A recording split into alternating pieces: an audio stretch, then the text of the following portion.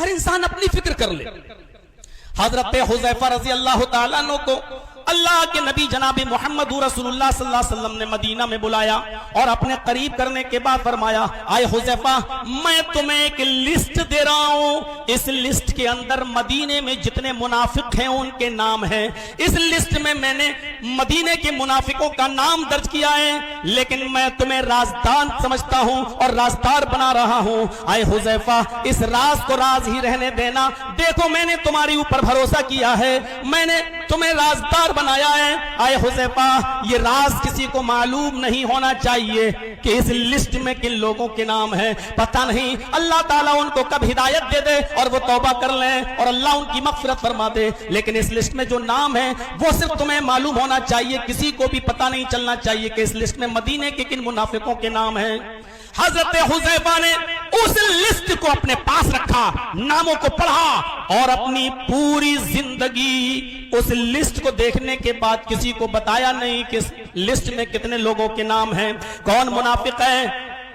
لوگ آتے تھے پوچھتے تھے کہ حذیفہ کیا لسٹ ہے, اس لسٹ میں کن لوگوں کے نام ہیں. حذیفہ کہہ دیا کرتے تھے سوری, جو رازدار اللہ کے نبی نے مجھے بنایا اور میرے اوپر اتنا بھروسہ کیا, میں اپنی زندگی میں نبی اکرم کے اس راز کو فاش نہیں کر سکتا. اب لوگوں کو تجسس ہو گیا, شوق ہوا کہ ہم کیسے پتہ لگائیں کہ کون منافق ہے کون نہیں, اور حضرت حذیفہ تو بیچارے بتاتے ہی نہیں, اور یہ نبی کا راز کیوں بتانے لگے. نبی نے سختی کے ساتھ منع کیا ہے بتانے کے لیے.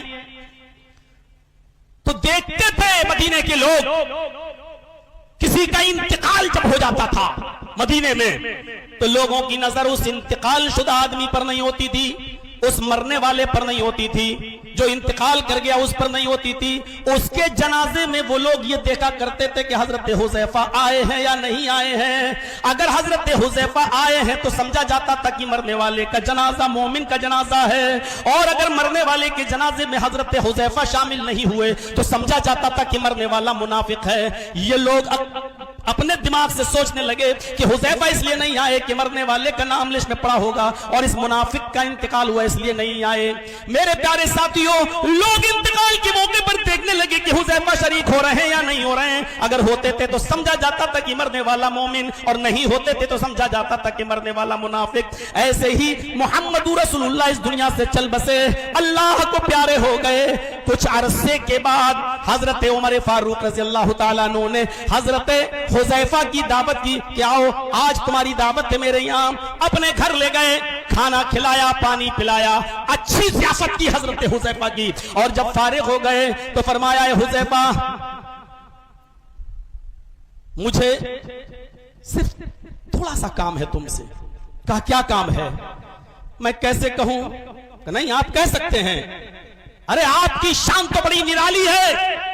ارے نبی اکرم نے آپ کے بارے میں کہا تھا کہ لو کان بعدی نبی لکان عمر, میرے بعد کوئی نبی ہوتے تو عمر, اور آپ ہم سے کہہ رہے ہیں کہ کہاں سے بات شروع کروں؟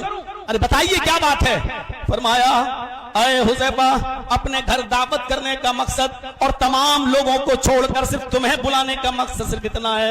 مجھے دوسروں سے کوئی سروکار نہیں ہے, بس مجھے اتنا بتا دو کہ جو لسٹ محمد رسول اللہ صلی اللہ علیہ وسلم نے منافقوں کی تمہیں دی ہے اور بتایا ہے, اتنا بتا دو کہ اس لسٹ میں عمر کا نام ہے یا نہیں, میرا نام ہے یا نہیں. اگر ہے تو میں توبہ کر لوں, استغفار کر لوں, مغفرت کر لوں. اس لسٹ میں میرا نام ہے یا نہیں؟ اگر ہے تو بتا دو تاکہ میں اللہ کے خوف سے ڈر کر آج ہی سے استغفار میں لگ جاؤں, رب سے مغفرت کی دعا میں لگ جاؤں. نہیں ہے تو کوئی بات نہیں. حضرت حذیفہ نے سختی سے کہا عمر جو راز جناب محمد رسول اللہ نے مجھے بتایا ہے اور مجھ پر بھروسہ جتایا ہے, اس راز کو میں آپ کو بھی نہیں بتا سکتا. سوری, میں اپنی زندگی میں یہ کام نہیں کر سکتا. میں نہیں بتا سکتا کہ اس لسٹ میں آپ کا بھی نام ہے یا نہیں ہے. پورے واقعے کو پیش کرنے کا صرف مقصد یہ ہے کہ حضرت عمر اکیلے میں لائے, کہہ رہے ہیں مدینے میں کتنے منافق ہیں, مجھے ان سے مطلب نہیں ہے, مجھے کسی سے کوئی سروکار نہیں ہے, کوئی ہے یا نہیں, لیکن مجھے صرف اپنے سے مطلب ہے. اتنا بتا دو کہ مدینے کے اس منافقوں کی لسٹ میں میرا نام ہے یا نہیں ہے. اپنی فکر تھی حضرت عمر فاروق رضی اللہ تعالیٰ عنہ کو. اسی طریقے سے ہر شخص, ہر انسان, ہر مسلمان اپنی فکر خود کر لے.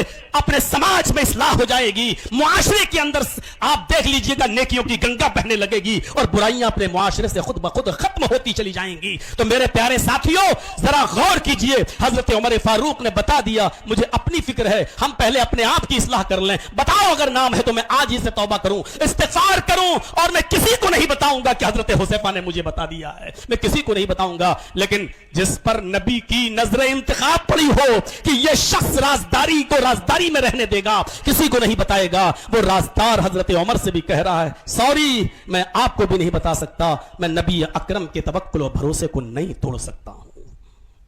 इसके बाद पढ़िए कुरान की आयत, या अय्युहल्लज़ीना आमनू अलैकुम अनफुसकुम, ईमानो वालो अपने आप को देखो, पहले अपनी फिक्र करो। कौन कर रहा है? जर्जी साहब लेक्चर दे रहे हैं कौम के लिए, लेकिन जर्जी साहब पहले खुद अपनी इस्लाह कर लें। इतने बड़े मजमे में लेक्चर की जरूरत ही नहीं पड़ेगी, हमको देखकर दुनिया खुद ब खुद अपने अंदर चेंजिंग लाने की कोशिश करेगी। और यही कहा था महात्मा गांधी ने, क्यों तुम बोरिया बिस्तर उठाकर इधर से उधर, उधर से इधर जाते हो, इस शहर से उस शहर जाते हो, सिर्फ अपने अंदर जनाब मोहम्मद रसूलुल्लाह का कैरेक्टर, अपने अंदर नबी अकरम का अखलाक, अपने अंदर नबी अकरम का किरदार पैदा कर लो। गैर मुस्लिम दुनिया तुम्हारे अखलाक, तुम्हारे किरदार और तुम्हारे कैरेक्टर को देखकर खुद ब खुद इस्लाम कबूल करती चली जाएगी। मेरे भाइयों, हमें पहले अपनी फिक्र होनी चाहिए। लेकिन हालात ये हैं जलसों के भी, और सोशल मीडिया पर जो लिखते हैं वो किसी हद तक सही भी है, क्योंकि जब पूरी रात जलसा हो, 2 बजे तक जलसा चले, और उसके बाद 4 बजे और 5 बजे जब फजर की अजान की आवाज मस्जिद से आए और वहां एक सफ भी पूरी ना हो, तो और उसी ग्राउंड और मैदान के बगल में मस्जिद हो, तो फिर बताइए फिर आपको इस इज्तिमा का और इस जलसे का क्या बेनिफिट मिला है और कौन सा फायदा पहुंचा है? मेरे भाइयों, तलज्जुज़ के लिए और लुत्फ हासिल करने के लिए हम जलसा करते भी हैं, कराते भी हैं और सुनते भी हैं और सुनाते भी हैं। यही एक सूरत हाल हो गई है। मेडिकल साइंस की जबान में एक बीमारी है जिसका नाम है डायरिया। आपने सुना होगा डायरिया बीमारी। क्या होता है? लूज मोशन, पानी की तरह बिल्कुल पतले मोशन और बार बार होना, क्योंकि आपका निजाम हजम फेल हो जाता है, आपका लीवर काम करना बंद कर देता है। आप जो कुछ भी खा रहे हैं मुंह के रास्ते से निजाम हजम उस पर वो पूरा नहीं कर पाता है लीवर काम, और वो चीज आपके जिस्म में नहीं लगती है, न खून बनाती है, न ताकत पैदा करती है, बल्कि वही पानी में मिलकर लूज मोशन की शक्ल में दूसरे रास्ते से बाहर आ जाती है। इस चीज का नाम है डायरिया। आपने खाया लेकिन आपके जिस्म को नहीं लग रहा है, आपको ताकत नहीं पहुंचा रहा है, वो गिजा पहुंचा रही है, और न ही आपके जिस्म में खून बन रहा है, बल्कि दूसरे रास्ते से बाहर। यही जलसों का हाल हो चुका है। हमें कानों का डायरिया हो चुका है। जिस तरीके से हमारा निजाम हजम खराब हो जाता है, हम मुंह से खाते हैं और दूसरे रास्ते से वो गिजा बाहर निकल जाती है, हमारे जिस्म पर कोई असर नहीं करती है। यही जलसे एक कान से सुने जाते हैं, एक कान से सुनते हैं हम, और सुनी हुई बातों को इस जलसे से निकलने के बाद दूसरे कान से हम निकाल देते हैं। हमारे दिलों पर उसका कोई असर नहीं पड़ता है, हमारे जंगालूद दिलों पर कोई फर्क नहीं पड़ता है। सुबह होकर बस चाय की होटलों पर जाहिल कौम नंबर देती है कि पहले नंबर पर इसकी तकरीर, दूसरे नंबर पर इसकी तकरीर, तीसरे नंबर पर यह मौलाना अच्छा बैठा बोला, और खुद उसका हाल यह है कि फजर की नमाज भी नहीं पढ़ा है, उसका हाल यह है कि वो चाय की चुस्की ले रहा है। यह जाहिल कौम उलमा को नंबर देती है, मौलवियों को नंबर देती है। यही सूरत हाल आज हमारे जलसों की हो चुकी है। आजाद पार्क वालों, हो सकता है कि शायद मेरी बातें सुनकर आप आइंदा फिर 20 साल के लिए हमें छोड़ दें, लेकिन हकीकत है, सुनना है तो सुनना तो पड़ेगी। मेरे प्यारे साथियों, यही सूरत हाल आज हमारी हो चुकी है। सोचे होंगे बड़ी मेहनत से तो चंदा वंदा करा के जलसा कराया, और ये मौलवी कह रहा है कान से सुनते दूसरे कान से उड़ाते, डायरिया कह रहा है।